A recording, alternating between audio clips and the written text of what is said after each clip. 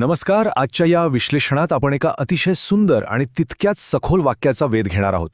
एका साध्याशा वाक्यात कुटुंबाचा पूर्ण डोलारा कसा उभा असतो हे खरंच अद्भुत आहे. चला तर मग वेळ न दवडता थेट सुरू करूया. घराचा दुसरा खांब. वडील नसतील तेव्हा भाऊ वडिलांसारखा उभा राहतो. हे एकच वाक्य, पण या एका ओळीत कुटुंबाची अफाट लवचिकता आणि एक पूर्ण भावनिक विश्व सामावलेलं आहे. आज आपण याच ओळीची अक्षरशः फोड करून पाहणार आहोत. शब्दात दडलेला अर्थ उलगडणार आहोत. कुटुंबाच्या या व्यवस्थेचं नेमकं वजन किती असतं हे समजून घेणं खरंच खूप रंजक ठरणार आहे. आता सर्वात आधी वळूया या दुसऱ्या खांबाच्या रूपकाकडे.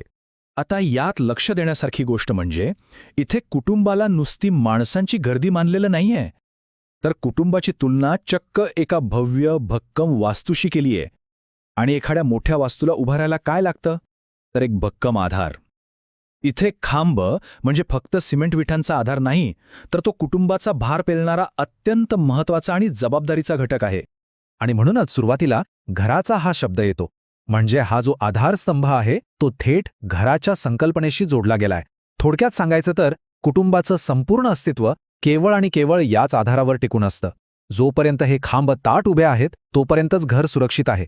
घर म्हणजे नुसत्या भिंती नसतात, तर ते एक जिवंत अस्तित्व असतं, ज्याला अशा भक्कम आधाराची गरज असतेच असते. आता पुढे पाहूया मुख्य आधाराबद्दल, म्हणजेच वडिलांच्या भूमिकेबद्दल. वाक्यात भावाला दुसरा खांब म्हटलंय, बरोबर? याचाच अर्थ एकदम स्पष्ट आहे. कुटुंबाचे पहिले आणि प्राथमिक आधारस्तंभ कोण? तर अर्थातच वडील. कुटुंबाचा डोलारा सांभाळण्यात आणि घराला एक भक्कम स्थिरता देण्यात पहिल्या क्रमांकाचं स्थान हे नेहमीच वडिलांचं असतं. तोच तो मूळ पाया असतो ज्यावर घराची संपूर्ण सुरक्षितता विसंबून असते. पण जेव्हा हेच उपस्थिती अचानक नाहीशी होते तेव्हा काय होतं? हे बघा, कोणतीही वास्तू म्हटली की काळानुसार कठीण प्रसंग आणि तणाव येणारच. पण खरा कसोटीचा क्षण तेव्हा येतो जेव्हा खूप मोठी असुरक्षितता निर्माण होते. वडील नसतील तेव्हा. हे 3 शब्द कुटुंबाच्या आयुष्यातला एक अत्यंत नाट्यमय आणि कठीण क्षण अधोरेखित करतात. एकदा कल्पना करूया, घराचा मुख्य पायाच अचानक काढून घेतला तर काय होईल? एका क्षणात संपूर्ण घराची रचना डळमळीत होते आणि तिथे खूप मोठी भयानक पोकळी निर्माण होते. इथे एक भावनिक कालक्रम अगदी स्पष्टपणे दिसून येतो. अगदी सुरुवातीला असते ती वडिलांची भक्कम उपस्थिती, मग अचानक येते ती अनुपस्थिती आणि एक न भरून निघणारी पोकळी. आणि याचा परिणाम तर घराच्या अस्तित्वाला निर्माण झालेला गंभीर धोका. अशावेळी हे कोसळणारे छत सावरण्यासाठी तातडीने एका नव्या आधाराची गरज भासते. आणि नेमक्या याच वेळी सुरू होते ती भावाची जबाबदारी. जेव्हा घराला अशी मोठी पोकळी जाणवते तेव्हा भाऊ स्वतःहून एक पाऊल पुढे टाकतो. इथं एक खूप मोठा बदल घडतो. एक दुय्यम भूमिकेत असणारा व्यक्ती थेट कुटुंबाचा मुख्य भार पेलणारा प्राथमिक आधारस्तंभ बनतो. तो फक्त घराची आर्थिक किंवा शारीरिक जबाबदारी घेत नाही, तर भावनिकदृष्ट्याही या नव्या भूमिकेशी पूर्णपणे एकरूप होतो. ही प्रक्रिया जितकी नैसर्गिक आहे तितकीच ती अत्यंत आव्हानात्मक सुद्धा आहे. आता इथे केलेली तुलना खरंच खूप लक्षवेधी आहे. वडील हे मूळ आधारस्तंभ आहेत आणि भाऊ हा तो व्यक्ती आहे जो हुबेहूब तीच भक्कम आधाराची भूमिका आपल्या खांद्यावर घेतो.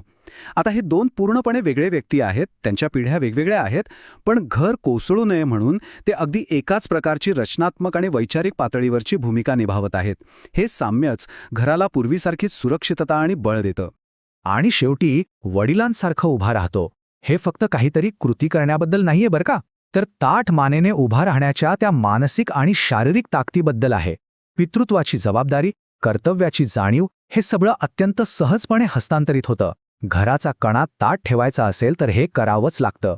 परिस्थिती कितीही कठीण असली, वादळ कितीही मोठं असलं तरी पाय रोवून खंबीरपणे उभं राहायचं, हाच यामागचा खरा अर्थ आहे. तर या संपूर्ण विश्लेषणाच्या शेवटी एक अतिशय महत्त्वाचा प्रश्न उरतो. जेव्हा घराचा मूळ पाया अचानक हादरतो तेव्हा कुटुंबाचं अस्तित्व टिकवून ठेवण्यासाठी तो दुसरा मूक आधारस्तंभ म्हणून कोण उभं राहतं? जेव्हा अशी अकल्पित कठीण वेळ येते तेव्हा घराची वास्तू आणि कुटुंबाचं मानसिक स्वास्थ्य अखंड ठेवण्यासाठी खऱ्या अर्थाने पुढे कोण येतं? हा प्रश्न नक्कीच विचार करायला लावणार आहे. नात्यांची हीच ती खरी ताकद आणि सौंदर्य आहे जे कायम आपल्याला थक्क करतं.